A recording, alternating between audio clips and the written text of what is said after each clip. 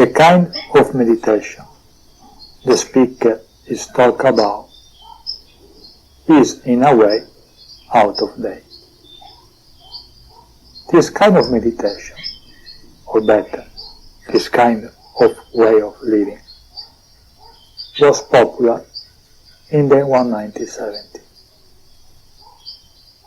when the people were so bored with the status quo that they have to rebel. By status quo, the speaker means people were fed up with governments. Governments wanted people to live the same way as they always have. This kind of living that the government wants, it is based on war, violence, sex repression, and all the other repression, imperial power, ecological disaster, money, and so on. People who rebel against the status quo were known as hippies. But rebellion is a good start. Every meditator should start from there, but should not stop there. There were many hippies in the 70s, but they lost themselves in the rebellion. Never went behind that point. Out of rebellion, nothing is born. In the past, we had many rebellions. We call them revolution. But at the end, nothing has changed after a revolution. The only thing that changed after the revolution was the name of the people that were in power. These new people in power have always been worse than their predecessors. Almost all boys and girls feel to rebel in their youth. This happens usually when they become sexually active around 14 years old. More intelligent is a boy or a girl, the more the seed of rebellion is in them. They rebel because they have to create their own individuality. Till the age of 14, they have no choice but to follow what is told to them. But when they become sexually mature, around 14 years old, they get energy, and they want to use it in all directions, sexually and psychologically. The sex energy is the only energy we have. To use it in the right way is very important for physical and mental health. The repression of the sex energy between the age of 14 to 21 is very risky for the psychological growth and the intelligent growth. For this, all the societies and religions have repressed the sex energy of youth. Because if the society and the religion can get this, the boys and the girls will repress their sexuality for all life.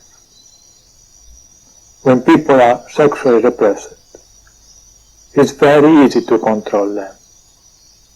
Girls and boys who cannot live their sexuality will remain sexually repressed for life. For people who repress their sexuality, it's difficult to be free from sexual desire. For a meditator, it's very important to be free from sexual desire, especially psychologically.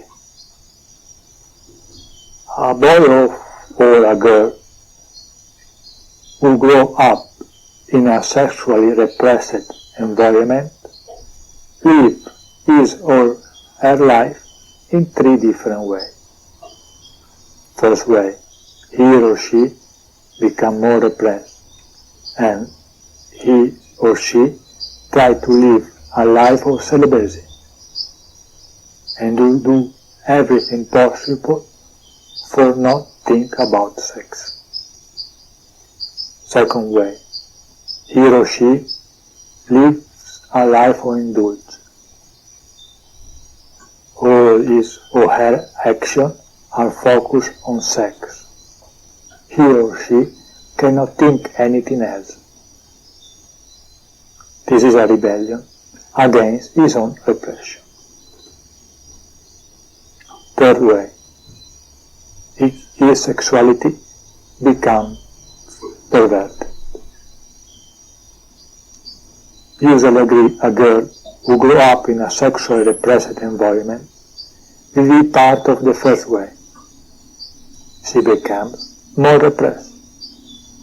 A boy who grew up in a sexually repressed environment will be part of the second way and the third way. He will indulge in sex, or his sexuality becomes perverted. Unfortunately, we cannot choose which kind of condition we have, because we do not choose the country we are born in. We don't choose our parent, our religion, and so we don't choose the mental condition where we are born. For example, if we were born in the East, where sexuality is repressed, our sexuality will be repressed, because all around us the sexuality is repressed. If we are born in some family in the West, where the parents are sexually repressed, for us it will be very difficult not to be sexually repressed. If we were born into a religion family, it will be very difficult not to be sexually repressed. All the organized religion repress sex. This thing is common to all the religions of the world, because when sexuality is repressed, also the intelligence of the girls and the boys is repressed. No organized religion wants the boys or the girls intelligent, because an intelligent boy and girl, they cannot believe in the absurdities of the organized religions. There are two ways to repress the intelligence. One way is to repress sex, and the other way is to repress freedom. Organized religion is taking care of repressed sex, and the politicians are taking care of repressed freedom of the youth.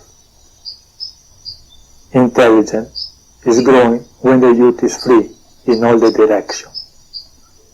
They have to be free also to do mistakes, because a boy and a girl can learn only through mistakes. This is the true learning. A person can learn the important things in life only through experience. In the West, sexually not seem to be repressed so much, especially if we compare it with the repression of the sexuality that was happening in the past, and with what is happening in the East now. It doesn't seem to be repressed just for this reason, but is repressed. The boy and the girl reach the peak of the sexuality between 14 and 21, and if they want to live their sexuality, they have to hide to do that. Some Aboriginal society, the boys and the girls are free to move with the partner they want. And after they have sex with everybody, they decide which partner they want to get married with. The Aboriginal society that used this way of living, the married couple live happily all their life. The question of divorce never arrived. This kind of Aboriginal society doesn't know what divorce is. Life moves in specific periods. The man's life is moved in a cycle of 7 years. The great changes in life occur every 7 years. This point is important. The first change in the life of a child happened 7 years old. The child starts to become self-aware. The second change in life occurs at the age 14. Girls and boys become sexually active.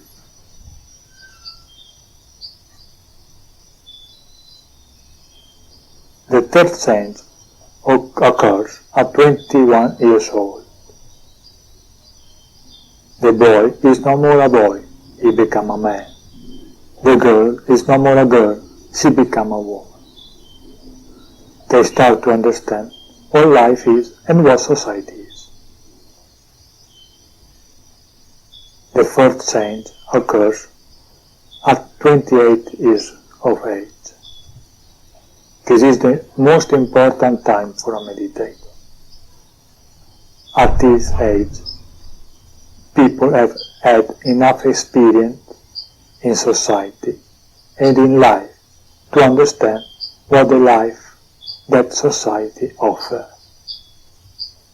Now, around this age of 28 years old, he or she can decide if want to go on with this nonsense we call life, or he or she can decide to find out what really life is, a life without psychological prisons. The fifth change occurs at 35 years of age. If a person started practicing meditation at the age of 27, at the age of 35, life begins to improve. The meditator feels more balanced. Now the meditator knows the path, and especially they know what is good or bad for them. Psychologically, sex starts to be not so important. At the age of 35, the physique begins to decline. The sixth change occurs at 42 years of age. We feel established in the meditation. We are not so involved with what happens in the world. We are free psychologically and physically from sex. At the age of 42, if we experience our sexuality in a natural way, without indulge on repression, the sexuality starts to decay. This is great experience for a meditator, really.